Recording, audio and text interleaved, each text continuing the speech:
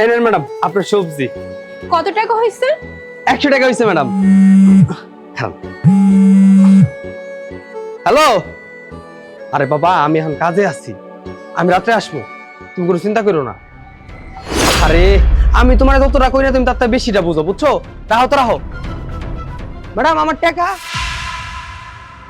টাকা তুমি দিয়ে দিলাম। আচ্ছা ঠিক আছে, ধন্যবাদ।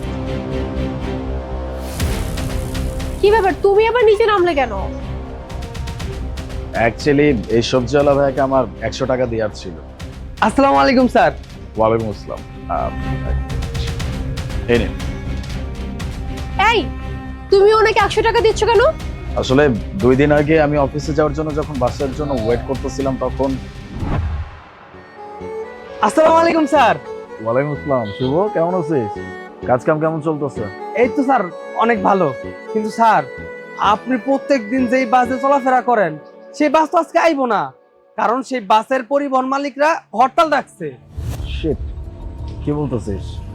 তাহলে তো অনেক ঝামেলা হয়ে যাবে।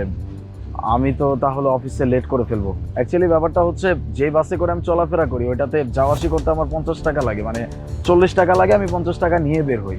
কিন্তু এখন তো আমার কাছে অটোতে যাওয়ার মতো ভাড়া নাই, কারণ অটোতে গেলে মিনিমাম